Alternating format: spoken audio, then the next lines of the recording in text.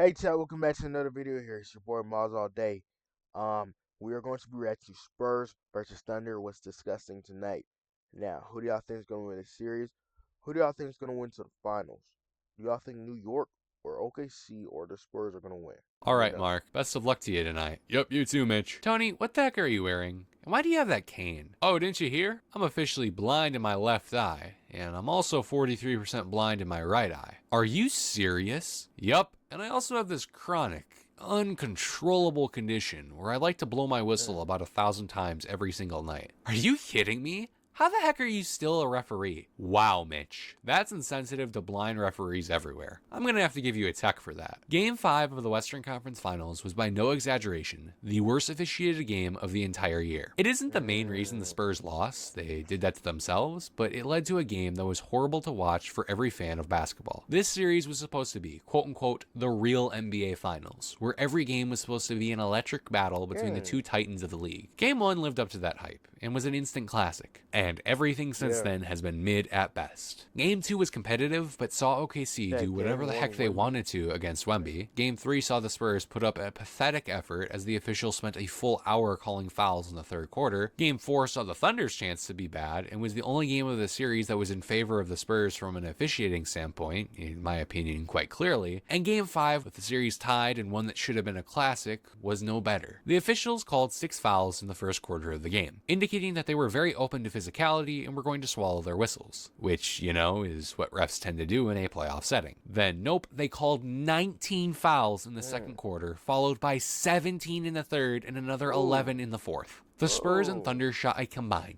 70 free throws. All of the Spurs looked like crap for 3 quarters of the night. There is not one fan, not even a lone OKC fan, that watched tonight and said to themselves, gee, that's a great basketball game. The second quarter felt like a lot like that third quarter from Game 3, where it's just non-stop foul calls on either side. I'm talking Tony Brothers would see, allegedly, a player breathe in the direction of another, and like it's 2020 would shut down the entire game just to call a foul. For both sides, by the way. It felt like the refs got into a spiral where they knew they screwed up one foul and then said to themselves, screw it, we gotta make it up and call an even worse foul on the other end. But now the badness of the foul calls is out of rhythm, so we have to call an even worse one on the other end, and that's how it felt the entire night. As I said, OKC had some bad fouls against them too. This play, for instance, I didn't think was a foul on Dort, even though I know a lot of people did, but oh boy, it is tough to ever argue anything favorable for a team full of Dolphins. Shea gets tapped in the back on a rebound, which is a pretty routine thing that happens in the NBA, and then, oh wait a minute, he's acting like he's getting gunned down by a machine gun on the beaches of Normandy. I'm sorry, Jalen, I didn't realize you were built like Flat Stanley, and the slightest bit of contact would make you blow away and fall to the ground. This right here was the worst call of the night that the Spurs had to waste a challenge on. James Capers is looking right at Chet as he pushes Champagny in the back, which creates the contact that knocked Dort to the ground, and he called it on Champagny. Absolute cinema. But you have probably already seen how bad the third quarter ended after San Antonio finally had momentum to get back into the game. Fox misses his layup, which leads Cornette to get an easy putback, except no, Casey Wallace is the main character, and offensive goaltending doesn't apply to him. Cornette then gives up the foul, which sends Jay Will to the line for 2. And if you listen really closely, you can hear the sound of Rasheed Wallace screaming at the officials. And it gets even worse. Wemby drives and loses the ball, but wait a minute. That looks like a pretty strange way for the ball to bounce just from the handle, and oh, I see. The refs missed a kickball. Well, let's challenge that. What's that, Tony? You don't believe in challenges. Well, that isn't in the rule books. So Mitch Johnson begins to scream his head off because he's quite understandably upset at the fact that his team is getting royally screwed, which prompts Tony Brothers to give him a technical foul and to cap off this great sequence. Okay, chat. Yo, I did not know that happened. That is kind of crazy, dude. Nah, I ain't gonna lie, bro. They gotta fix the NBA. Like, real talk, yo. Bro, I thought people were hating and stuff because OKC won, but yo.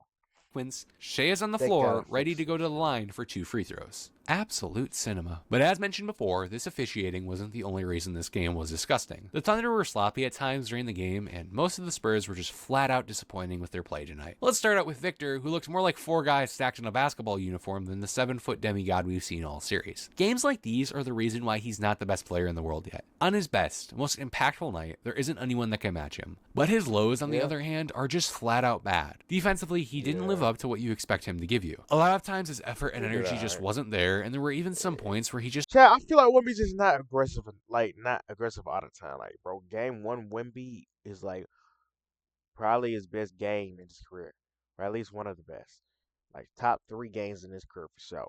And it's like, yo, he was actually like so aggressive, like he was hungry. He was hungry Made for them. simple defensive mistakes. There was a play early on in this game where he went to help on Shea, but went way too far over and left Hartenstein sitting underneath the basket alone for the score. Offensively, he lacked the aggression that got San Antonio going in Game 4 and settled way too much. To OKC's credit, this was the best, and more importantly, cleanest defense they've played on him the whole series, but if we are going to call Wemby the best player in the world, he needs to be held to that standard. He just looks tired out there, like the minutes are getting to him, and that is a bad sign for a team that desperately needs him to be great. Speeding through the rest of the Spurs, Fox was just bad tonight. He wasn't a scoring threat in Game 4, but that was okay because of how valuable his ball handling, defense, and rebounding was. All of those were diminished as he took more shots and made less of them. Fox isn't a high-tier all-star guard, but he is still an all-star, and he's overdue to have an all-star performance in this series. Castle had a good scoring night, but still left a lot to be desired with the mistakes he was making. He had been great at taking care of the rock this series since Fox came back and took pressure off of him, but tonight was a step back. He just had some bad plays here and there and had that really bad turnover at the start of the fourth where he passed the ball to the referee. Vassell has been the Spurs' sharpshooter all series long, and tonight he finally went cold. That will be a series killer for the Spurs if it continues into Game 6, considering Devin has been the only shooter San Antonio has been able to turn to reliably in this entire series. Dylan Harper actually looked like a rookie out there, and I can't help but wonder if the injury he suffered earlier on in this series is hampering him. His opportunity has of course been limited since Game 3 because of the return of Fox, but still the aggression out of him has faded a lot. And even though I'm criticizing the Spurs a lot, there are still 2 players that stand out for their good performance tonight. It is a great sign that Champagnie finally broke his cold streak from beyond the arc. He's played great defense all series long, but it's just been a liability offensively, and if he can continue to make OKC pay along with Vassell getting back to form, then the Spurs can light the Nets on fire in Game 6. There were a lot of points tonight where Keldon Johnson felt like the only player that actually cared on the Spurs. I actually thought he performed poorly in Game 4 with his shot selection, but tonight he was regularly the only Spur who was ready to attack the rim in spite of OKC's strong protection of the paint. That level of aggressiveness can hurt you in games where your team is flowing well and doing good, but in games like tonight where seemingly no one is wanting to step up and take initiative, it is a blessing. Oh, and congrats to Mason Plumlee for coming into the game and immediately committing a dirty play on a second-year player. That's some real upstanding vet behavior, San Antonio. I don't think there's a lot to say about Shea. He had a rough night shooting-wise. Looks that he'd normally bury were just off, but there are still some instances where his elite shot-making came in handy and helped elevate the Thunder's offense. And the past talk about officiating helps to speak about his free throws. I think Chet was actually the real story for OKC tonight. He looked very aggressive early on, had 8 points on 4-4 shooting in the first quarter, which is exactly what you want to see out of your second option in All-NBA member. I do think it's interesting that this came after a game where a media member straight up asked Shea how they can include Chet more. I wonder if it was Chet himself asking to be a bigger part of the offense, or Dagnall and his coaching staff making the decision to turn to him early. Either way, I hope they try to do the same thing in Game 6, because an aggressive Holmgren that is scoring is an invaluable asset. Nobody will ever forgive Daryl Morey for trading Jared McCain to the Thunder, claiming to sell high. He was not good in that first half, but when the second half hit, he just flipped a switch. He had his own mini run in the third that expanded the Thunder's lead, and then was a key part in putting the game away in the fourth. I don't know how I feel about putting him in the starting lineup over Wallace, but he is an offensive microwave that has been a thorn in the Spurs' side in every game apart from Game 4. It honestly didn't even feel like Caruso scored 22. He was that in rhythm with the team's offense. I felt like he was shut down in Game 4, largely because the Spurs treated him like an actual threat, but tonight that same sense of defensive urgency just wasn't there. He's shown you that he can torch you again and again, and yet you continue to test him. Caruso is already a very impactful player for all the little things he does and the way he leads, and you add him scoring 20 on top of that, and you are going to have a rough night. And the last Thunder player I want to talk about tonight is Isaiah Hartenstein, who, after becoming Holdenstein in Game 2, had a quiet but highly effective game tonight. He wasn't that dirty tonight and played great defense on Victor with help behind him. It is a testament to how good of a player he is, that he is a single go-to move that should be neutralized in this series, and yet he still gets the move off and finds other ways to be tremendously impactful. Overall, I still do have hope the last 2 games of this series can recover some of that lost greatness that this series should have. I do think that the Spurs will respond with energy in Game 6 and force a Game 7 back in OKC. Regardless of the outcome of this series, though, both of these teams look gassed. And if there is a Game 7, then the Knicks are smiling happily in Game 1 for the NBA Finals. Thank you all for watching, and if you enjoyed... Alright, chat. Well,